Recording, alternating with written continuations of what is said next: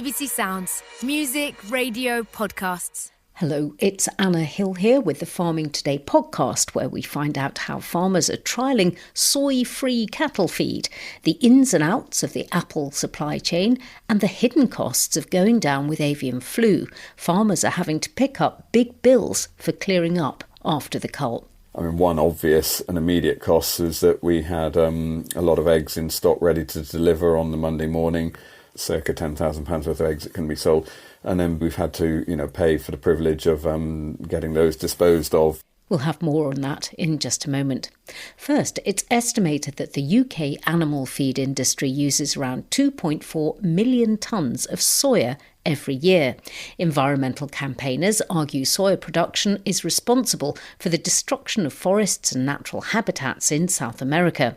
The industry produced a UK soya manifesto, which commits to all physical shipments of soy to the UK being deforestation and conversion free by the end of this year. But a trial at the University of Nottingham on dairy cattle has suggested that removing soya completely and using alternatives can actually lead to an increase in milk production. Bob Walker's been speaking to some of those involved, starting with the university's dairy herd manager, Nigel Armstrong. The trial has involved us going away from using soya, so we've gone to a soya-free protein meal and a soya-free nut that fed through the robot. We've seen a yield increase, so we've done it gradually. We've seen the yield go up. We haven't seen anything negative on fertility. It's all been positive. I suppose my understanding of it was the protein requirements of a cow, that soya was king, but it isn't it. It's the amino acid. As long as you get the amino acid loading right on the cow, it all falls into place. The only thing is I wish I'd done it sooner, to be honest. My name is David Howard and I'm Head of Dairy at Wednesday Group plc.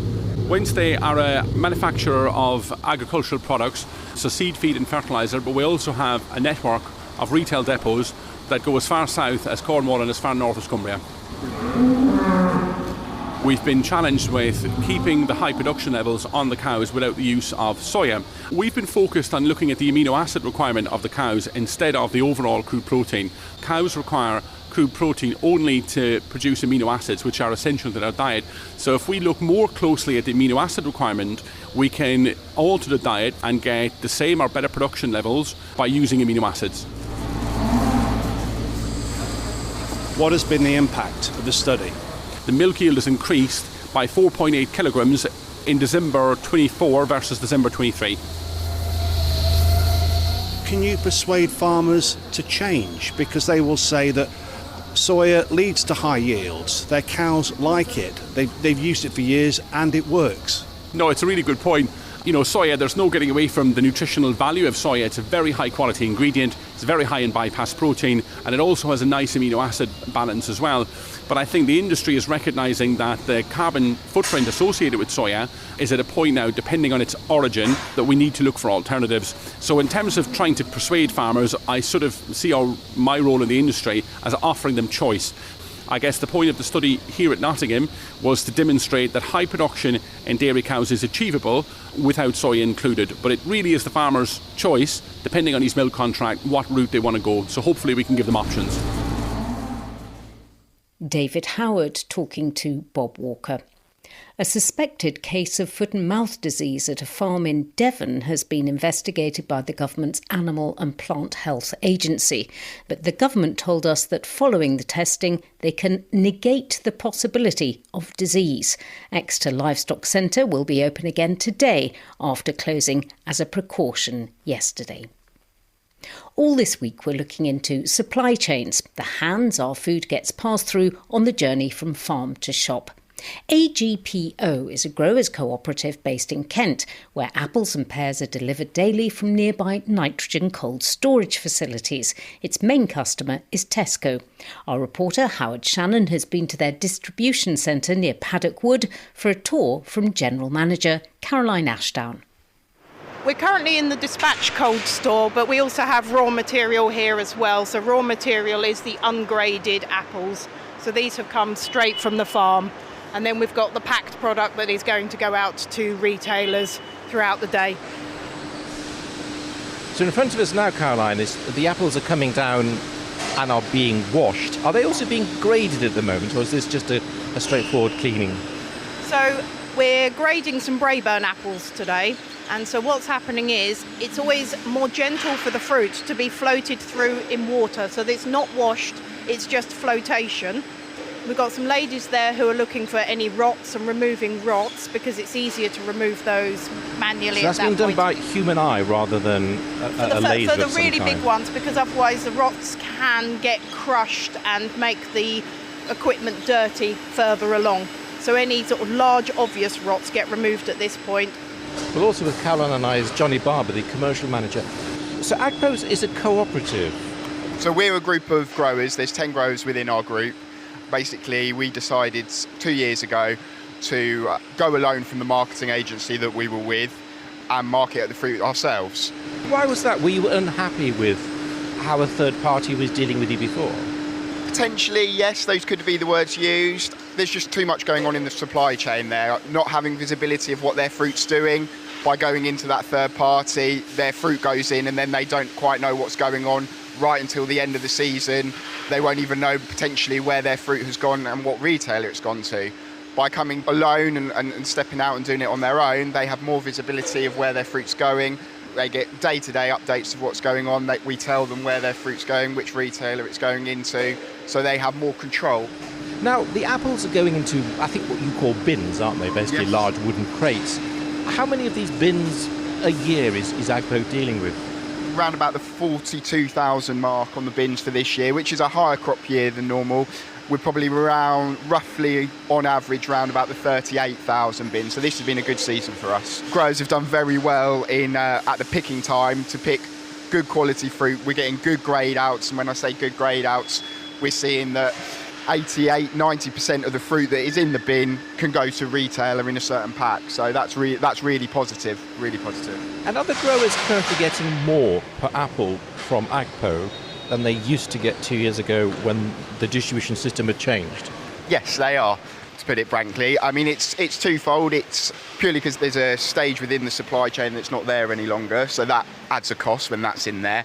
And the price negotiations that I've done is reflectant now on where it needs to be for the UK growers. I think there was a time 2 or 3 years ago where prices, with all the inflation that was going on in labour and everything else, it wasn't being seen, whereas now we're seeing a change and the returns that they are getting is much better than what it was 2 years ago. Now, Caroline, to some distributors, they operate a just-in-time delivery system. Tell me what that is, and do you do it here? Yes, apples are in just-in-time, so that is where the retailer aims to hold minimal stock in their depots and on stores. So to give an example, our order cycle, the orders come in about 8 a.m. in the morning. We have to get them agreed by 10 a.m. and they get outloaded that afternoon. So we're having to pack 24 hours ahead. So if there's a sudden spike in orders that the forecast hasn't predicted, it can make it challenging to fulfil that order. Caroline Ashdown and commercial manager Johnny Barber there. Bird flu continues to hit poultry farms across the country, with 49 cases in England, 2 in Northern Ireland and 1 in Scotland. Poultry keepers in a number of areas across England must now keep their birds indoors, and all are being asked to maintain high biosecurity measures. Last week we heard from Jerry Saunders from Orchard Organic Farm in South Devon about the emotional toll of having all 5,000 of his birds culled after getting bird flu. The financial impact can be severe too. Jerry told me more about the hidden costs of bird flu. I mean, one obvious and immediate cost is that we had a lot of eggs in stock ready to deliver on the Monday morning. All of those, we couldn't sell, so that's circa £10,000 worth of eggs that can be sold. And then B, we've had to pay for the privilege of getting those disposed of via a licensed route. How much does that cost? Probably another couple of £1,000. They would go off to be incinerated as a hazardous waste. I had to spend the whole of an afternoon emptying eggs out of the little cardboard boxes, which we'd obviously spent some time putting them into. The government does provide some compensation. How much does that actually cover? we have to negotiate with their valuer. But the reality is, if we're lucky, we think we'll get roughly half of what it would cost us to restock with hens anyway. But obviously the cost of the hen isn't the value of the hen. You know, the value of our hens was the 300 eggs they were going to lay us. What about insurance? Were you insured, and can you reinsure? No and no. So the early days when avian flu was first sort of around, which was probably 8-10 years ago, insurance was readily available. Obviously, as the insurance companies have had to pay out more and more, it became harder and harder to get, to the point that for an organic outdoor setup like ours, we couldn't realistically get insurance.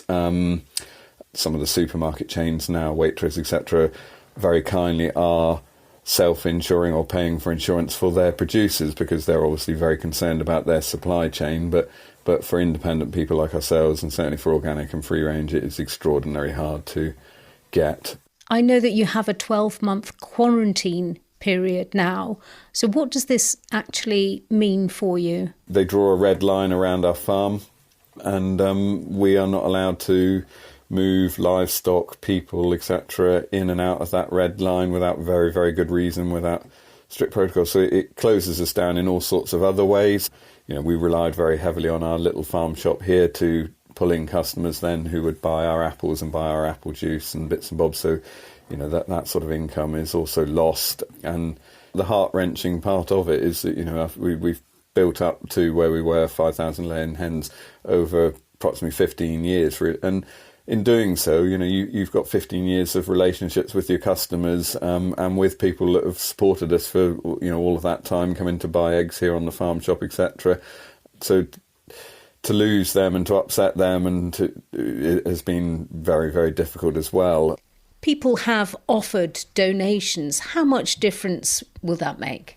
Oh, without a shadow of doubt, it's the difference between us, you know, difference between ruin and survival. It'll allow us to pay those bills, which things like redundancy payments and all those sorts of bits, you know, it'll allow us to pay those bills which we didn't have a pot of cash sat aside to deal with. And it's just amazing. And, you know, you read down through the list and, you know, there's, like, my children's school friends will have popped a £5 on, and it's just, it reassures or relights your faith in sort of, you know, community and the public, and you know, and hopefully some of that sort of 15 years of trying to sort of share our farm with people and share the experience sort of as that you know, that sort of come back to sort of save us, if you like. That's wonderful, isn't it?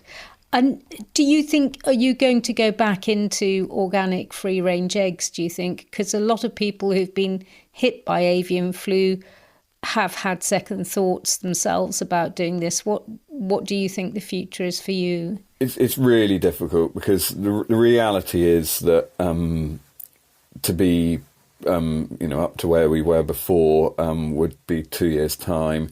So the practicality is that obviously, whilst those customers have all been amazing, in 2 years they've got to have, you know, found other suppliers, etc. And to be honest, like, say, 15 years of hard work, and it's been such an emotional roller coaster. I just can't at the moment bring myself to think of putting myself through that again. The farm is very, very quiet, and it's just, yeah, it saddens me every time I walk into one of the sheds and open the door and just, you know, there's nothing there. So I've got a bit of healing possibly to do yet, I think. Organic egg farmer Jerry Saunders. That's all from us. I'm Anna Hill. The producer was Heather Simons. Farming Today is a BBC Audio Bristol production.